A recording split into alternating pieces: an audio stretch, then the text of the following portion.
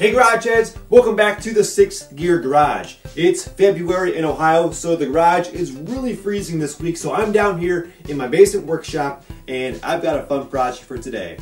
I've got a bunch of old bucket seats from vehicles I've parted out over the years, and I have the bottom half of an office chair. I think you know where this is going. Stay tuned. This seat is from a late 90s Integra, a 99 C5 Corvette, 80s Toyota Tercel wagon, and 2001 BMW 740i. Here's my base.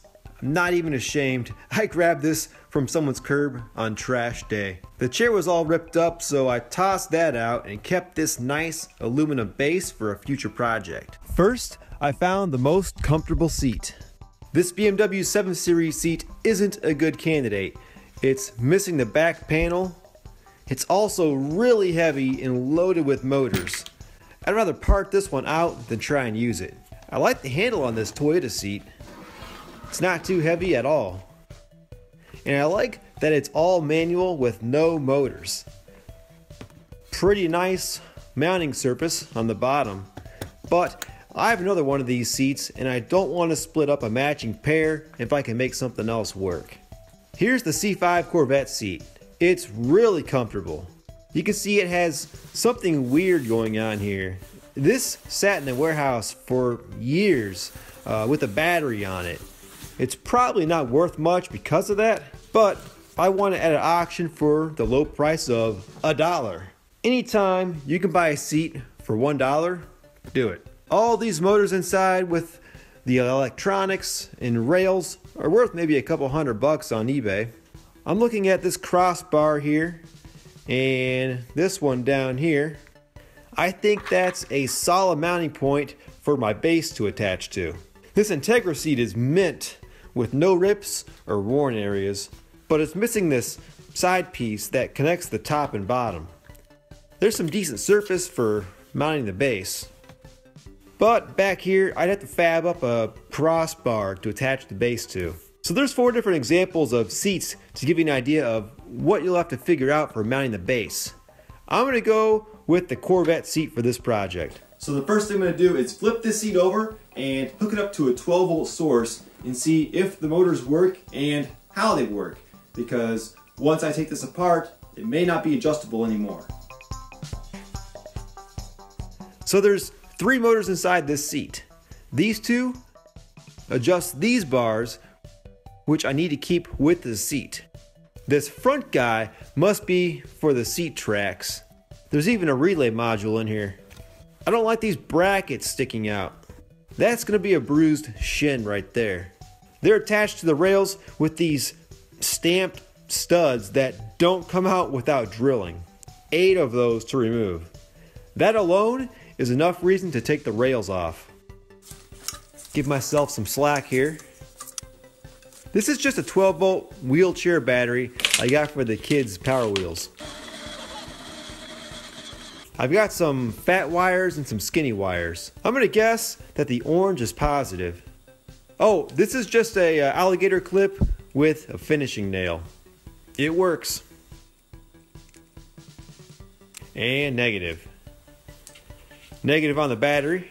And I like to tap it first to make sure there's not a short. We're good. There's forward and there's backward. This makes the front of the seat lift up and this makes the rear of the seat lift up. I'm going to leave this raised up so I can get a better look on how to get it apart. So there's a mounting point on each end of this bar where it attaches to the seat. I looked this over and I think the easiest way to get this apart is to punch out these tiny pins. There's one on each end of the bar. That should separate it from the rail.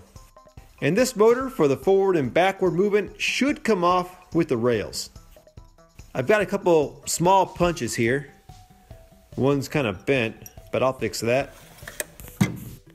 Just gonna straighten this guy. Oh, shit.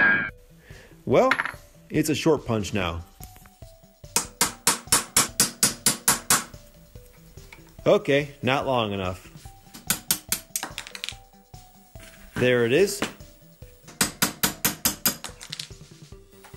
I'm gonna get some of this stuff out of the way and disconnected before I start pulling the rails off.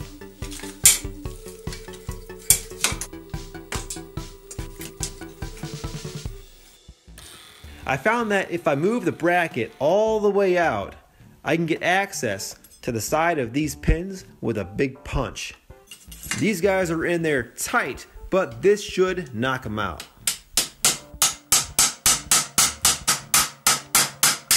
Nice. Hey, that was easier than I thought. So that worked for the top one. I can't get to the bottom one no matter how I adjust the height or the rails, so I'll figure that out later. I'll get these little pins out first.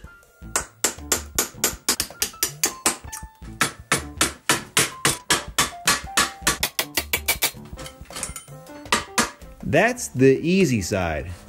Good job, Chevy. This thing is well built.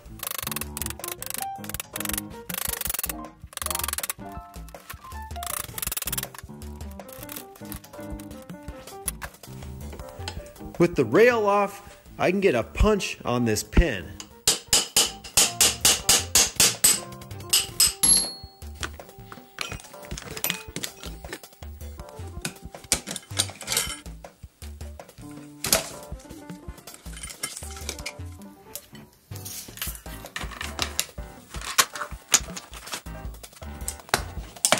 There's the seat with all the electronics, motors, and rails removed.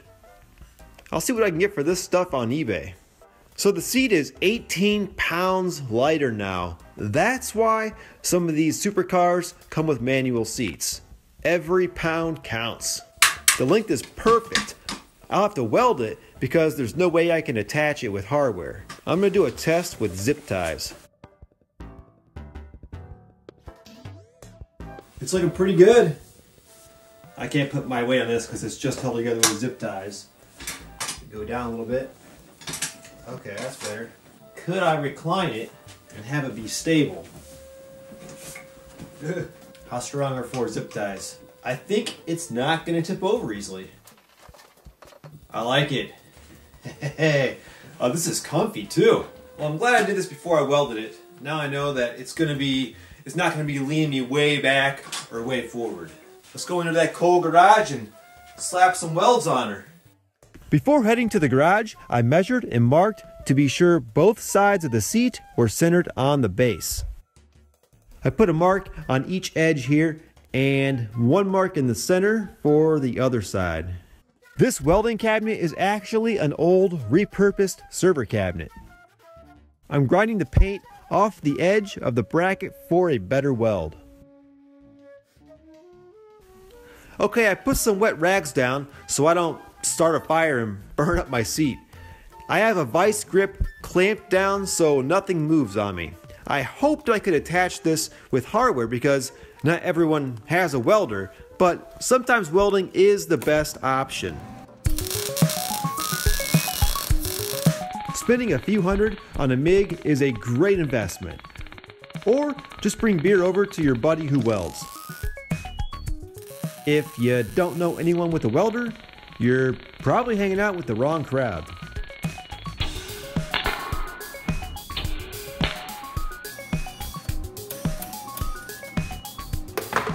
My luck, this would happen in the middle of a video. Hey, they're not pretty. Good enough for SEMA, right? I brought it back inside and used some leather conditioner to bring it back to life. And it's done. It's stable. It's not tipping over. I can even recline. And I can even use the reclining mechanism on the base of the chair if I really want to relax. And still, it's very well balanced. It's not tipping me over. This is the way to sit at a desk right here. I got $1 into the seat, and then the base I found at the curb on a garbage day. So I've got $1 into this chair. And I'll tell you what, I've used $50 office chairs, and I've used $400 office chairs, and this, honestly, is more comfortable than any of those. Thanks for watching today's video. Consider subscribing for more how-to videos and project vehicle updates here at the 6th Gear Garage. It's nap time.